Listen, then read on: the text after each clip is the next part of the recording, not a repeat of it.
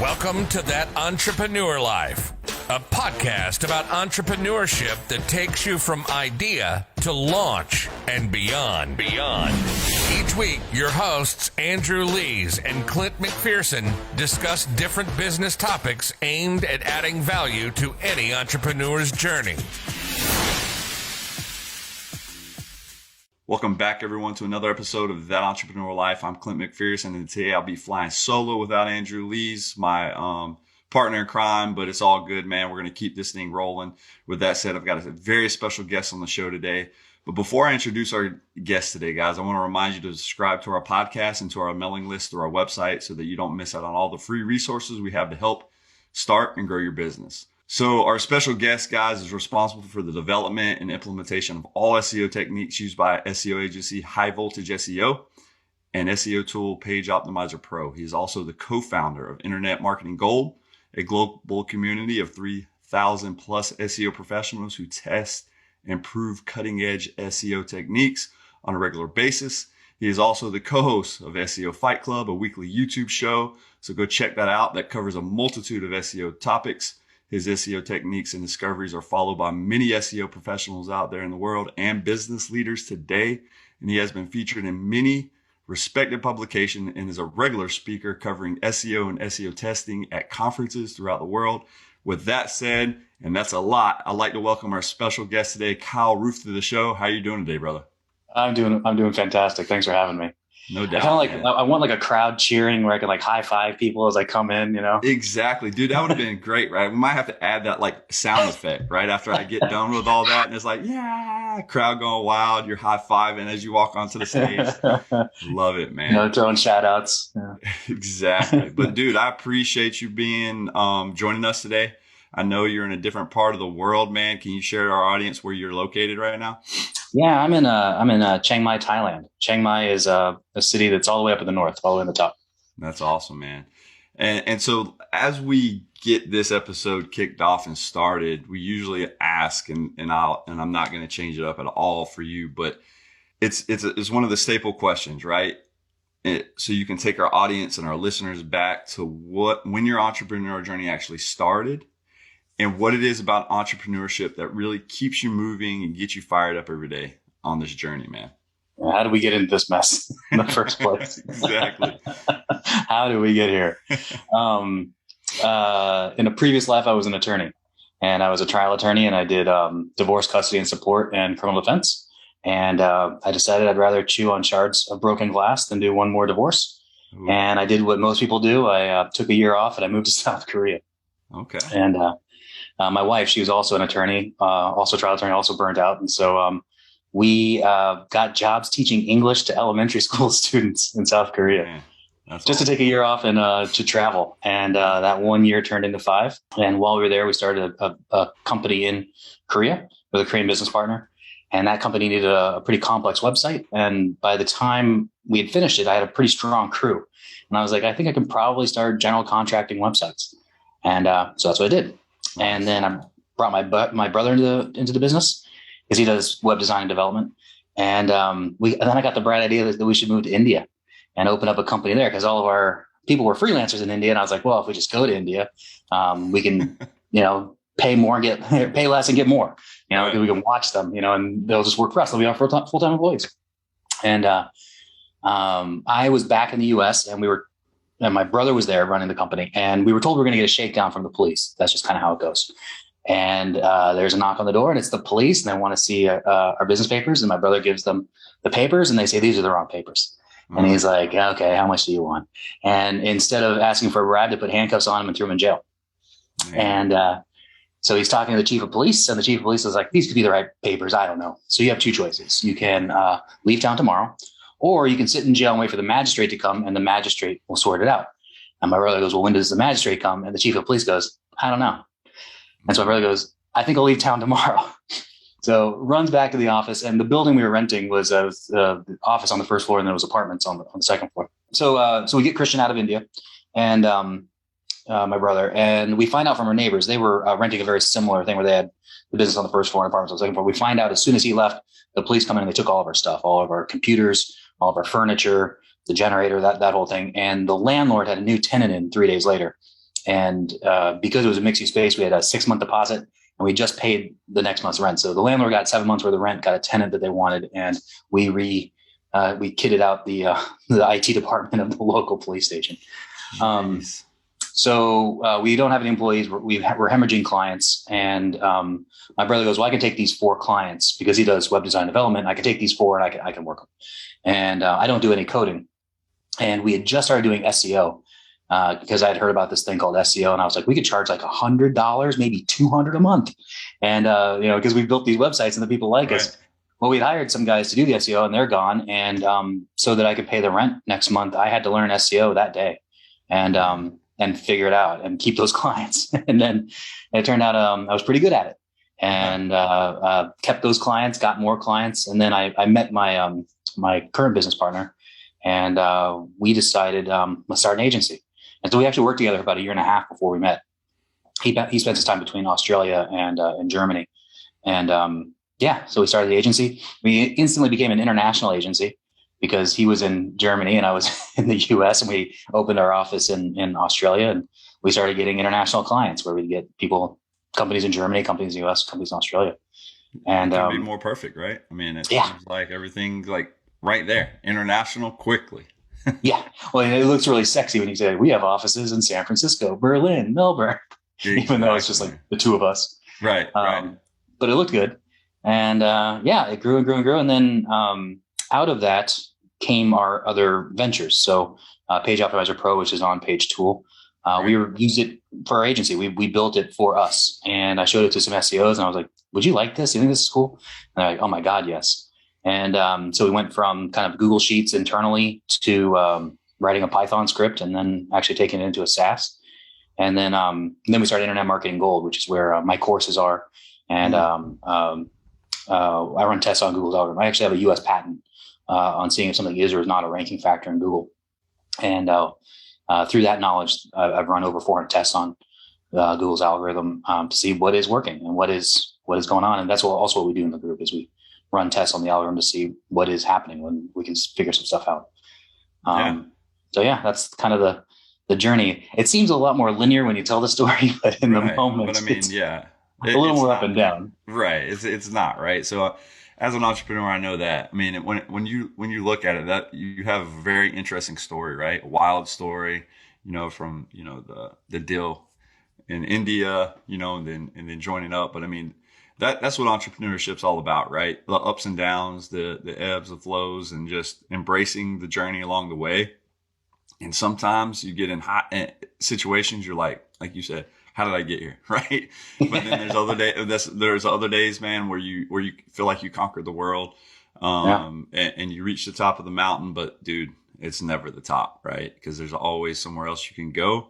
There's always more that you can do in technology, algorithms, and the SEO game is ever changing. But man, when you stay in it like your team has and you have, and you're one of the speakers for SEO, I mean, and somebody that travels around and talks it, lives and breathes it. I mean, it's one of those things that even when it's changing, it's probably like getting a new shirt for you, right? Because it's exciting, right? To learn, okay, this is where it's going now. Let's embrace it. Yeah. when Google does an update, we're pretty happy about that. That's a good time in our lives. Exactly, because that means, right, you get to do some updates to services or things change, and now, hey, you got to take your clients in the right direction. So with that said, let's talk a little bit about SEO and some of the things where, when I got in the game in digital marketing, one time everybody's saying SEO is dead. Let's talk about SEO and how people actually think, Google actually works versus how it actually works. I mean, there's always, there's everybody saying everything, but what is the real truth, my brother? Well, the biggest thing is that Google is not a person. Google can't read. Google is an algorithm. And, that's part of a talk that I give is that Google's algorithm is an algorithm, and it's powerful. It's amazing. It's one of the most amazing things ever put together.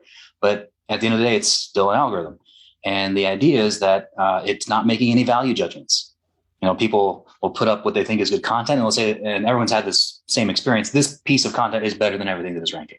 Right. Those are just objectively, like, I've been in the industry longer than those guys. I know this is better sourced. This is just better. And Google isn't ranking it. It's because Google isn't reading it. Google isn't like, oh yeah, this is a nice piece of content. Google is actually doing math. And so while you certainly need to write good content because you need people to convert, you need them to do what you want them to do when they come to your page. But in order to rank, it's a completely separate concept. And you need to give the algorithm the math that it wants. And that's kind of the key. And once you do that, then you can rank very well. So if you can let go of the idea that Google is human, or that Google is making value judgments, or that Google is reading, you can go a very long way. I think another thing that people don't realize is they really try to get too clever with SEO. They really try to like out clever Google. The secret is hiding in plain sight. Google shows you the sites that it likes, and it likes those sites for one of three reasons: the on-page SEO, the off-page SEO, or a combination of the two. And really, people try to like really get clever with Google, but you can't teach Google anything new. When you have your particular term that you like, you search that term and then see what Google is rewarding. What type of page? Is this a single product page? Is this a category page? Is this a long form article? And if you want to try to come in with a single product page and Google is ranking long form articles, you're not going to do very well. You need to give Google the page that is expected. And in doing so, then you want to do your counts for your target keyword, its variations, contextual terms, and you want to put them in very specific places. Because Google isn't looking at a page as a whole either. Google's looking at very specific areas on the page, and those areas have different weight or different importance. And so, for example, your target keyword, the thing that you want to rank for the most, you really need to get it into the most important places. And that would be your title tag, your H1, which is the title that humans see, in your paragraph tags, and also in the URL. Those are the top 4 places, and they've been the top 4 for quite a long time. And the dirty secret of SEO is if you put your keyword in those 4 places, you've probably done 60% of SEO. Really? But people really try to get really, really clever with it. And they're like, well, let's try to switch things up. And no, not at all. Like, just stick with the basics on that and get your keyword in that spot. And then, the rest of it is your variations and other things like that in other signal areas, such as your subheadings, your H2s and H3s and that kind of stuff. Nice. So what you just mentioned is some of the current best practices to give some of the content the best chance of ranking quickly, or is that just something that's something that's just standard across the board that you just need to knock out? Like you said, cover 60% of SEO for you. And it's been that way for quite some time. And okay. I don't see it changing anytime soon, because when you think about Google, there are changes and there are updates. But if you think about a bell curve, the stuff that changes are that stuff on the fringe, that 10, 15% on either side of the bell curve where people are trying to game the system. That's what Google really kind of tweaks. But that core stuff doesn't change very often. And if you think about it, the only people that complain about Google results are SEOs. Right. The people that use Google love it. That's why they've got 110% market share. It's because people can go to Google, they can type something in, and they're going to get results that are fairly reliable. They can find the answer that they're looking for, that product that they need. As a result, there's no reason for Google to change the algorithm that much. And the core part of the algorithm is the text on your page and then off-page signals. And that has been since pretty much the beginning. So while there have been tweaks here and there, most of those tweaks are on the fringe. But if you kind of stick with those core concepts, you can do very, very well. And you don't even have to really worry about updates, because if you stay within those core concepts, you're not going to get in any trouble, and you're not going to go outside of Google's guidelines. Nice. So through all the SEO tests that I'm sure you've ran and conducted over the years, what actually inspired you to build an SEO tool such as PageOptimizer Pro? Because again, I know for some people that don't live and breathe it, right? And they're like, oh, I got to focus on SEO. They can get overwhelmed. And they have no idea, and they're probably listening to the gurus that are trying to give them this trick or tactic that, they really are just misleading them to some point, or at that time they're thinking it's actually the next thing. But what led you to actually creating PageOptimizer Pro, man? Well, as I said before, we needed it. We were doing things by hand, and that's tedious. And you do that one time and you realize, well, this is terrible. But then we realized we could throw stuff into a Google Sheet. And then we built out from there. And then we realized that Google Sheets has limitations and that we should actually be using something like Python. And our CTO, she and I were working on the tool. I created the algorithm to do the math for finding not just what your competitors are doing, but how you can get an edge on them. Sometimes an edge is doing what they're doing. Sometimes an edge is doing a little bit more than what they've done. And sometimes it's doing a little bit less than what they've done. And so through a lot of testing, kind of finding what that algorithm is. So then I wrote that algorithm, and then she was like, I think I can learn Python. And in about 2 weeks, she learned Python and wrote that algorithm into a script. And then we threw that on the back end of our agency website and just gave it away for free. You put in your keyword and your email, and we emailed you a spreadsheet. Nice. And then once things got a little more complex beyond what she could code, and also that we were putting some strain on our server with everybody hitting our website. Right. That's when we moved it into the cloud, into a SaaS tool, and brought in an actual developer to develop it out. And so that was 2018, like the very end of 2017, and we gave it away for free for about 7 months. And then I think in June of 2018, we started taking payment. We just were doing like $1 every time you wanted to run the tool. Right. About 7 months later, that's when we switched to a subscription model. We still have a credit model for our lower packages, but then switched up to a subscription, and just been growing since. It's been the most fun thing I've ever worked on. It's been an absolute blast. And through all the highs and lows and dealing with customer support, which is just the worst, but it's still fun, even in spite of that. 100%. So, I mean, as a non-developer, right at the time, I mean, I guess maybe you can add that to your title now. To a degree, right? But coming up with Page Optimizer Pro, I mean, and as somebody that was a non-developer and leaning on other people, right? That hey, I need you to learn Python outside of Google Sheets, and then let's take it a step further with whatever technology comes that can make Page Optimizer Pro even better. I mean, how fun has that journey been for you to date? I mean, starting in 2018. It's been the challenge has been great because, each time we're doing something, we're learning about technology we don't know anything about. Right. What can Python do? I have no clue. How does AWS work? I understand the concept of a server, but how does this work? Because we have the tool is broken up into several different servers. This server does this thing and this server does that thing. And so, just figuring out how any of that fits together. Yeah. And what can and can't be done, what is possible and what isn't possible. And at the same time, while we're developing that out, obviously Google's changing. And so we have to update our algorithm, and we have to keep track of things, or we have to continue to run tests. So while that's all going on, kind of just building the tool, we're also then modifying as we go. And then you realize that the internet is a big place. And there are a lot of websites on there, and a lot of crappy websites on there that have terrible, terrible code. And they're like, well, Google can read my site. And I was like, well, Google is $1 trillion company. We are not. So trying to write our code so that we can fix or understand when people have terribly written code. That was a problem I was not anticipating. We run into it today. People are like, the tool's not reading this. And you get on their website, and your site is awful. Yeah. And what do you want me to do? But we try, we try then to see if we can't get our crawler to figure something out so that we can at least, run their pages. But I had no idea that was going to be an issue at all. So every time we want to do something, there are new problems, new things to understand, figuring out how to scale and grow, and figuring out crawling technology and all that kind of stuff. It's been just a blast. It's been a lot of work, but a lot of fun. Yeah, but just in that, what you just said, I mean, that's entrepreneurship at its finest, right? There's always hurdles. There's always obstacles in your way. There's ways you got to learn how to pivot, things you got to learn how to bypass, new systems you might have to learn to make more things efficient. And so that story right there is awesome. But man, I can't be more excited to jump into Page Optimizer Pro and do a live demo and possibly help one of my co-hosts' website pages. Let's see what we can do, man. Something I was thinking about when you're talking there is that as entrepreneurs, I think we all have a form of ADD where we really just I need something new. I can't.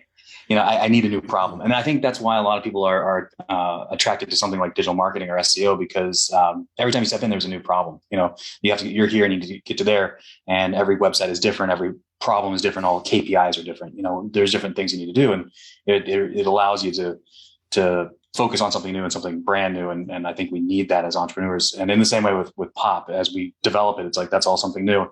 And so it's able to kind of keep my entrepreneurial ADD going and satisfied. And when you bring that up, to me, it's like the shiny object syndrome, but you also need to know how to fine tune that, right? And it needs to be that shiny object that's in your path because a lot Right. of the shiny objects can get you off and derailed, and you're just like in a sinkhole now. You're like, well, how did I get here? And what am I doing right now? Wasting time. Exactly. But again, it's one of those things. It's like, if you're going to chase the shiny object, make sure it's along that linear path for you, so you don't have such a derail and you can jump back on course, right? I think 100% right. All right. I'll pass it over to you, Kyle, and let you. Sounds good. I'll share my screen and we'll see how we do. All right. Let me know when you can see that. See it crystal clear. All right. So I ran this earlier because obviously running a tool for 2 minutes is not terribly enthralling podcast or video material. But to get to this point, you just put in your domain for the website that you want to. Projects are just organized by domains. If you're in a situation where you don't have a domain, then maybe it's a completely brand new thing, but you're working on your content, you can put in a dummy domain, and that's fine. Just whatever the project's going to be called. Gotcha. But then once you want to put in a page, you want to go over to Pro. 98% of people will be on the Pro side of things. And this will pop, does most of the heavy lifting for you, choosing your competitors, choosing your terms, etc. And then once in here, we just have a one-page form. You put in your keyword, choose your language, your location where you're at, and then the URL you're trying to optimize, and then give it a name. We have some advanced options where you can hit secondary keywords outside, say, your primary, or we have some other advanced options where if you're on our highest plan, our agency plan, we have Google's NLP API if you need that. We do heat analysis, which is proprietary, where we go through and find heat signals if you haven't built a page yet, et cetera. Or like some people like to work in source code, so you can do that instead of a URL. But it's pretty straightforward. One page, you click go, about 2.5 minutes later, you get a report. And what that report looks like is this. Right here. So the idea is that we've got a summary. So the keyword we're looking at for this page is product development company. The word count, so the target from your competitors is about 2,100 words. These are longer-ish pages. On what Google is currently rewarding. You have about 833, so we have some room. We can add a lot of content to this page, which is good because if you notice the score is 15.9%. That score is based on these recommendations. So POP has actually more data than you could possibly want. And that's over here on this custom side where we give you complete control over the input and output. Most people don't need that. But what we do is we take all that data and then we actually have another layer of algorithm, and then we produce these recommendations. It's kind of like having an SEO looking over your shoulder saying, this is what I would do. And then you get to this point. So the score here is based off of have you followed these recommendations. And so the more you get in, the more you follow the recommendations, the higher your score will go. And the idea is that we've got things broken up into different sections. Again, like I mentioned, those top areas where you want to put your keyword, that's kind of what we've taken out into here. So your search engine title is your title tag, sometimes known as the meta title. And these are the terms you want to get in here. And the idea is that these are the important terms, such as your target keyword. And you want to get your important terms into this range, using them between 2 and 4 times. And currently the current count is 0. Page title is your H1. Same thing where that's the range you want to get into, and that's the current count. Your subheadings, those are your H2s and H3s.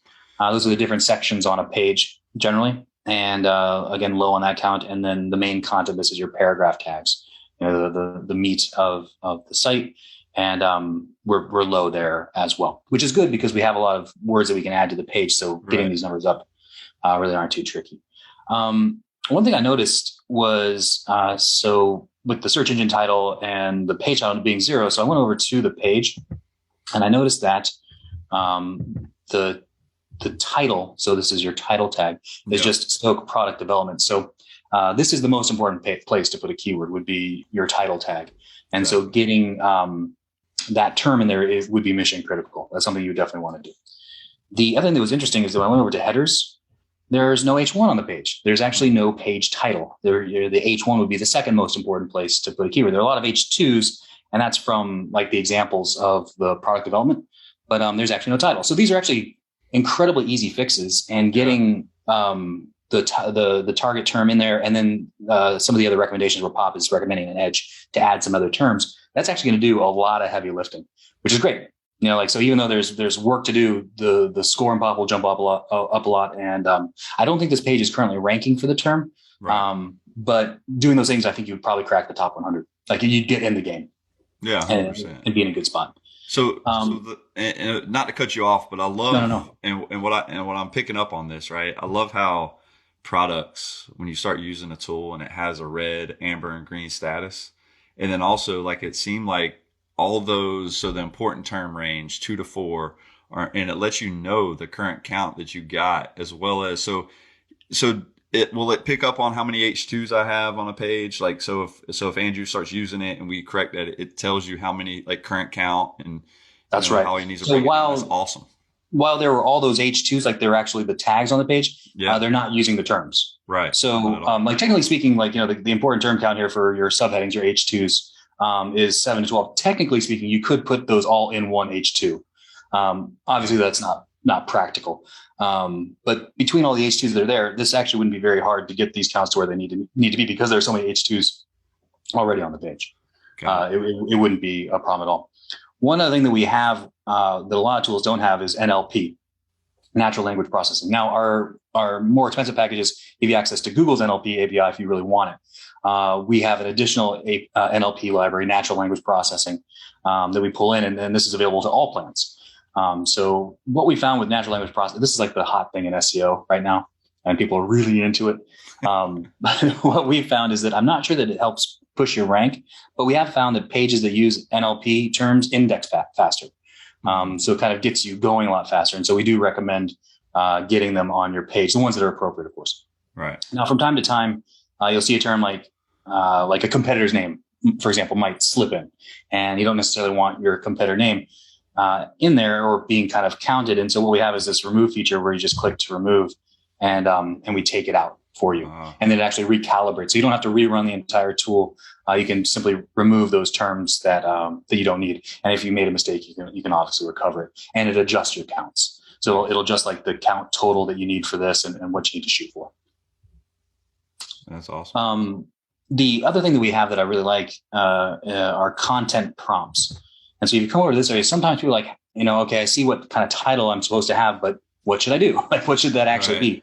And so we pull in your competitor titles, so you can actually get inspiration on like how you can get those terms in. And so we pull in the competitor titles from the sites that we ran. And you can see, for example, product development companies, product development company, product design company. Those are your top 3, and those are all pretty close to what your target term is. And so you can see how it makes sense to use your target phrase in your title. But what's great is that a lot of the competitors aren't actually using it, which is fantastic. So if you were to use the term, you're probably getting an edge on them. Right. This is probably a place that you can really get into things.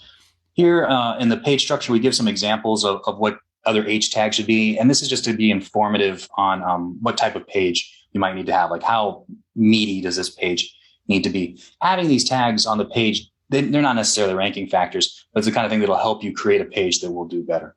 Right.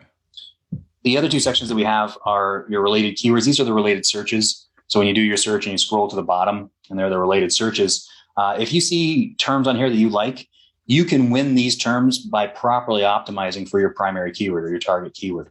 And so if you see something you really like, though, those are excellent for sections on the page.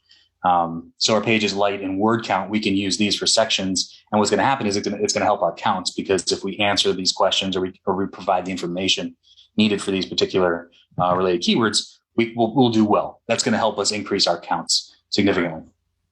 The other thing we have are related questions. So we look for the people also ask. We have a couple other ways to create questions as well, but these are fantastic for sections. And the other 2 is if you optimize for these, you can also win that real estate. The people also ask real estate, where you're getting your site on page 1 more times. So not just for, say, the target keyword, but you could also perhaps win these related questions. These are excellent sections. These are excellent for H2s. And getting on your page. And again, in a situation where where it's a good idea to increase our word count and also get all of our other counts up, these are great. How much do product development companies charge? That's probably a question that people have, like, how expensive is this? And I think on the page, there is a section that says it's like 5 to 10K or something like that for an MVP. So all you need to do is like just change that section to this type of question, add a little bit more to it probably, and then you're good to go. What do product development companies do? The page already kind of answers that. But it can just be structured, just like tweaks on the structure, get that in as an H2, tweak the text just a little bit, and then again, you're really going to be good to go. But yeah, that's the tool in a nutshell. As I said, on the custom side, so this is where if you need to really get into what's going on in the data, we really provide more data than you possibly need. But some SEOs want this. Some SEOs want complete control over their situation. And the other thing we do too is that we even allow for adjustments. Let's say, so this strategy is based on all your competitors. Let's say you can choose focus competitors. I just want to focus on these three. We can give you those recommendations. And then we can adjust by approach, a regular approach. Like this is a normal situation. We need to be more conservative.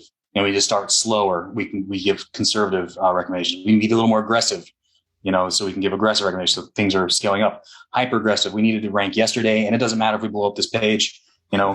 Those recommendations are there as well. And so the recommendations change based on like your specific situation. Most of the time, you don't need this. The vast majority of the time, what's in the pro side is all you need. And I honestly think, like in our own agency, we start on the pro side and we get up to about an 80, 85. We see how things go. Then we push it up to maybe 90 plus, see how things go. And we still think there's room for improvement with the on page. Then we come over and now we're looking at the granular kind of nitty gritty things. But that's, a 2-month kind of process. But where we start, where we do most of the work is on the side, on the pro side, where it's just very straightforward. Just put these terms in these places. So you mentioned your team actually utilizes this in your own company. We're making a killing with it too. Oh, I'm sure, man. Yeah. I mean, and that's awesome, right? I mean, is it something that, and this is for the 𝘁𝗶𝗹𝗶 SEO company, right? Yeah. So within our own agency, we use our own tool. Nice, man. And so that helps you just get an advantage even more so, like you said, making a killing, especially being international or whatever you do. You probably have clients from all over now. And then it just helps you streamline the process. And it's almost like if you hired, and I'm sure you have individuals that do certain tasks along the way. But I mean, it's almost, I'm not saying dummy proof, but I mean, it's like laid out for you, man. This is like extremely incredible and awesome when I'm looking at this because, I was in the SEO game for a little while. And I still do it from time to time for companies, like just the basic stuff, like, getting stuff on their, the meta descriptions, the meta titles and all that stuff, and just helping them with all of that just on a basic level. But man, I can see how this can really take your game up to another level because it also helps you realize what other companies aren't focusing on, or it helps you find those holes that you can like fill the bucket with. And you're like, man, like I can gain a huge advantage. And like you said, with just fixing some of the things from just on a basic level and looking at it, he could jump into the top 100 and be in the game now, right? Exactly. Just 10 minutes worth of work, you're there. 30 minutes worth of work, now you're pushing up, and now you're really doing well. The thing that's nice, or what the tool is designed to do, though, is that it's not just looking at averages. And we're not just giving page one averages. What's happening is that there's an algorithm that's going on that's actually looking for edges. So the whole goal of the tool is to help you do better on page so that you can actually beat your competitors. That's what we're trying to accomplish. So this isn't for everybody. Not everybody looks at this and goes, yay, some people get a little bit turned off by all the numbers. But I think if you can work past that and approach it, from the idea that write the content out and maybe do your SEO edits second. I think even as you said, somebody that's not an SEO can get a huge edge because really we're providing enterprise data. Yeah, is what this is, but we do it not at enterprise level prices because we want the little guy, to compete with the huge SEO agency, that they can take them on and they can actually win. They can do it. This allows you, or the small business owner that's doing it on their own, or the entrepreneur that's hustling. They're hustling and they're going. We want to give them that opportunity to get the data that the big guys have, and also present it in a way where they can implement it, use it, and it'll be effective. So, what would you say? And I'm looking at this within my digital marketing agency, and I'm looking right here because I know what a lot of this stuff means because I've done it myself at some point in time. But as a business owner myself and an entrepreneur, somebody that's in the digital marketing space and has built websites, has done things for clients, all the small companies, they look when you build them a website, they want to go light on content. Like, what would you say to that? Because when I'm sitting here looking at like current word count 833, target is 2100, and then you start working for these companies and they want you to build a website, and then you know, whether they want to create the content, you create the content, they come back and it's like 300 words on the page, and it's more pictures than it is anything else. And you're just like, dude, like, do you ever want to rank for this site? You know, and as a business owner, as somebody that builds websites, sometimes, you know, it's frustrating, but also have at some point, you got to say, hey, I'm going to educate you. If you want it, great, because this is going to help you. If you don't, I wouldn't recommend it. But sometimes you have to deliver what the client wants, right? Sure. The thing that I have a couple thoughts on that, because we run into that all the time. First of all, like most people, they design their site first, and then they think about the text that they're going to on. But usually their baby is the homepage. You know, that's the most beautiful thing. And what's nice about that is rarely do you ever want to optimize your homepage for a term. Your homepage is your business card. It's the kind of thing where you tell Google what type of company you are. So your organization schema or your local business schema will go on that page. You're going to have your address, you're going to have your phone numbers, your contact stuff. So really that's fine. And the homepage, generally speaking, is not optimized for a particular term other than just your brand. And I think that's fine. You should just kind of focus on that. The internal pages, you usually have a little more leeway because those are often, in a design sense, the homepage is pretty, you know, and has all the stuff. And then when you get into the internal pages, there's usually more room for text. And so that's what we've been focusing on. Like, we're going to build these pages out. But the thing that you try to show people is, hey, look, all your competitors are about 2,100 words. That's a lot of text. We need to compete with them. And if we come in with 300 words, we're bringing a knife to a gunfight. Right. You know, we're just not going to do it. You know, it's just not going to happen. So you try to show them the sites that are winning, why they're winning, and then hope that they get on board from there. But when we, when we pre-qualify clients, it's not just the on page for the target page, but we really want to get a lot of content on your site. We want to, you know, like, so for example, those questions, sometimes there are these related questions and they're really good, but they don't quite fit with the target page. It's like, it's in the ballpark, and people are definitely asking that question, but we don't want to put it on the target page because it takes things off center. It doesn't quite work with conversions or the flow, but it's great content. Well, these are fantastic to build out supporting pages where you just answer this question. You know, you have this question in your title tag in your H1, you just answer. It's like 500 or 600 words, not a lot of content. And then you link it up to your target page. What happens is that this page starts to rank quickly on its own. And what you'll find is that sites that rank for more keywords do better. So we want to do a content strategy where we're putting out this content that is going to rank quickly and start to bring in keywords that we're ranking for, impressions, but also traffic, the right kind of traffic. And now you have people coming to the site, and you just kind of create a little engine of good with all these pieces of content. So when we pre-qualify clients, something that we mention is that we are content heavy. We're content forward because your site is the only thing you have complete control over. Right. You don't have control over your external signals. We have control over the site, so we know we can dial this in, and this is going to do our heavy lifting. This is also completely white hat. You can never get in trouble with creating good content. You know, when you're creating stuff that is answering questions that people have, you're always going to be within Google's good graces. And as you build out this content, what happens is you start getting a lot of clicks and a lot of traffic, a lot of impressions, and you really didn't do a lot of SEO. This is mostly keyword research to create these extra pages. And so what happens is that your site gains more authority. You become a stronger site, and you become less reliant upon external signals. So if Google changes anything, there's an update, Google decides it doesn't like something anymore. Google doesn't penalize you, by the way. Google just drops you down to where you belong.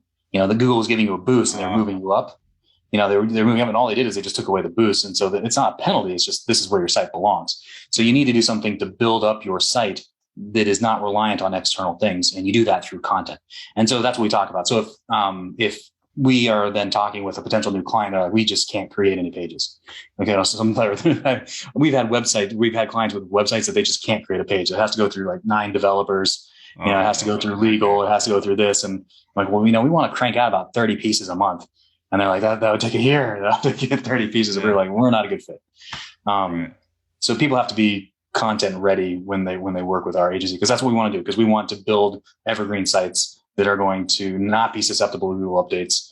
They're going to decrease volatility. They're going to grow, and they're going to become very strong. That's what we want to build, but that takes content. So yeah, for sure. People just have to be on board with that to begin with. Yeah. So I guess you're relying on the company to produce the content, right? No matter whatever. We can produce the content. That's fine. I mean, we have a content creation team. We can work either way. That doesn't matter. But the name of the game is speed. 100%. Like, can we get this going quickly? Because we want to post this on a schedule. And we want to get this probably by month 2. We want to start cranking this stuff out and getting it on the site. And then which way that needs to be done. We often, I don't know how many clients have said, like, we write our own content. We're good. And then 5, 6 pieces in there, like, can you guys do this? Yeah, exactly. Yeah, we can. We're prepared for that. But we can go either way. Like, if they have their own content team, that's fantastic. Because we'll just do the research then and say, okay, here's your list of 100 terms. Pick the ones you like. It doesn't even matter. And they'll all be good. And then we can go from there. Nice. That's awesome, man. I do this tool right here. I mean, I know you said some people might not get excited, but when I saw it and you started and I'm only seeing it a little bit from just one page, I could just imagine getting in this and just playing all day, because I'm like, okay, whoa, I can make a huge difference, with somebody, because I mean, it gives it to you, man. And that's awesome too, because it seems like you can be a single, a mom and pop store that can leverage this, or an agency that leverages this, right? I mean, it seems like this right here is what SEOs are looking for. And if you don't know about PageOptimizer Pro, you need to contact Kyle or get on this and figure it out. Research it, man. This thing's where it's at. I love it. Well, cheers. I appreciate that. I think also, we've got a discount code for your listeners too. Yeah. What that discount code is, I have no idea. Yeah, it should be That Entrepreneur Life, but I'll verify that. We'll make sure that it gets put in the show notes. Sure thing. I did view it yesterday because Vera asked me to make sure we got all that stuff. But we'll make sure that gets in the show notes. I'll make sure it actually pops up on the screen right now when I'm talking about it, right? Nice. Perfect. So we'll have the audio version, and for the individuals that didn't actually get to watch this portion because you're just listening to a podcast, obviously you can jump over to our YouTube channel and watch the live demo, as well as our Facebook page. We'll have all this streaming everywhere, man. So people that are followers can definitely see what PageOptimizer Pro is, and check out Kyle as well, man. The last little thing that I'd mention is that I do a weekly workshop. It's free. And I walk through kind of how to use Pop. But then at the end of it, I answer any and all questions that people have. And those could be questions about using Pop generally or specifically. But then I answer any and all SEO questions as well. And I stay on as long as people are asking questions. And even if somebody isn't a Pop user, they're more than welcome to join in. And if they have SEO questions, I answer them. Awesome. So yeah, if anybody, they just go to the website for PageOptimizer Pro, scroll to the bottom. There's a link for the workshop down there. And they can join once, they can join many times. It's all completely fine. Nice, man. Well, Kyle, man, I appreciate your time today. I think that's a wrap for this episode. And I want to thank you for taking the time into your day all the way over there and joining me and adding value to our podcast, brother. Awesome. Well, thanks so much for having me. I really appreciate it. Yeah, man, it's really been a pleasure, Kyle. Thank you all so much for listening to That Entrepreneur Life. To learn more about what Kyle's working on SEO-wise, check out the SEO agency, 𝘬𝗶𝗹𝗶.co, as well as his SEO tool at PageOptimizer.pro. If you like what you heard today, please subscribe to our podcast, and don't forget to download our free ebook about the success mindset at thatentrepreneurlife.com. Thanks for continuing to support what we do as entrepreneurs, and don't forget to join us next week for another episode of That Entrepreneur Life. Thanks for listening to That Entrepreneur Life podcast. Be sure to visit thatentrepreneurlife.com to join the conversation, access our show notes, and discover our fantastic bonus content. Don't forget to join us next week for another episode as we continue to add value. Until next time.